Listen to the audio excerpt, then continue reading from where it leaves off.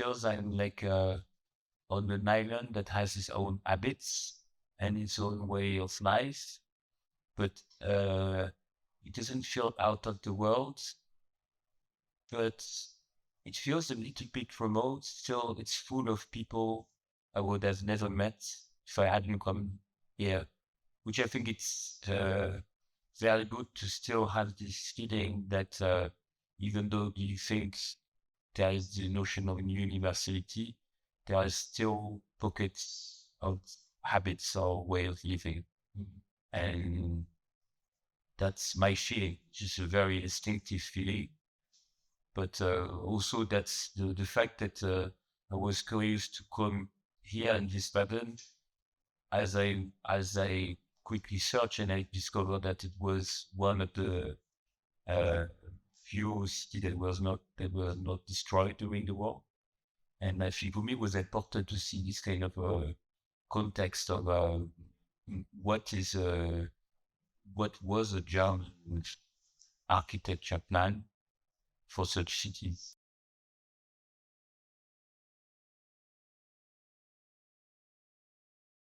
It's a very complex world because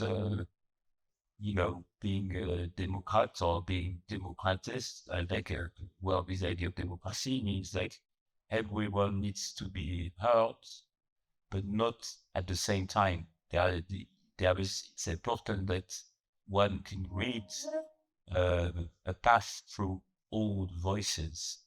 And that's maybe that maybe could start to be complicated today, where yes, everyone speaks freely, but it's more and more difficult to read a read or thread through all what we hear. As the fact that before where they were big ideology, big ideas, so it was easier to follow and find a path. As all those ideas somehow I would say, dissolve within the big, within the human crowd. It's now the notion of find or edit ideas. It's very important today. And I think, yes, as a designer, you need to deal. I mean, especially as I define myself as an artist and typographer, and that I'm truly dealing with the idea of language. This is something a tool language and then speaking conversation is right at the heart of democracy. So this is where I need to help people to facilitate the idea of like how do you interact with another, with make you be here, but also the person you talk to, that you have the ability to hear him back.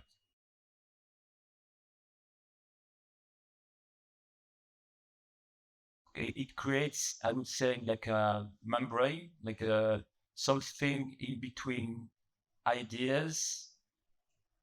So things that are immaterial and things and senses. So it doesn't shape it, I would say, but it helps to materialize the immaterial. So a good design piece or a good art piece is something that's delicately uh, felt around like an immaterial idea without distorting it and helps humans just to grasp that an immaterial idea. But in no way there is an authority in like, or I don't like the idea of design being just a preconceived authority on conscious, because this is where I think design could be extreme damage.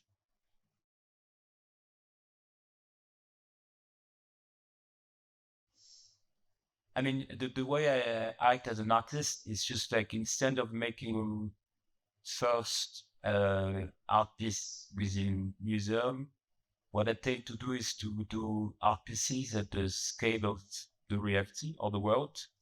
So all somehow while I do an exhibition, the exhibition already happened somehow within the real world. So within the real world, I try to put together a piece that kind of fits together within the reality and that has the ability to shift the perception of the reality in order for the viewer just to reconsider the way or how they live or where they live.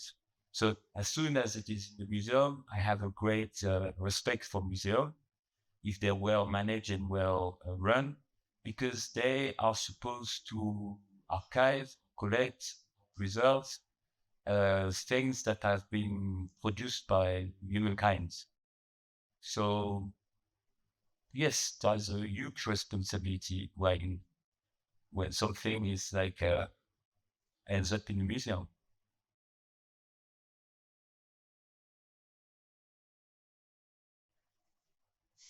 I mean, the exercise of conferences are very important because it's as an artist, you always behind your work, and the work is your shield, and the work is in between the interface between you and the audience.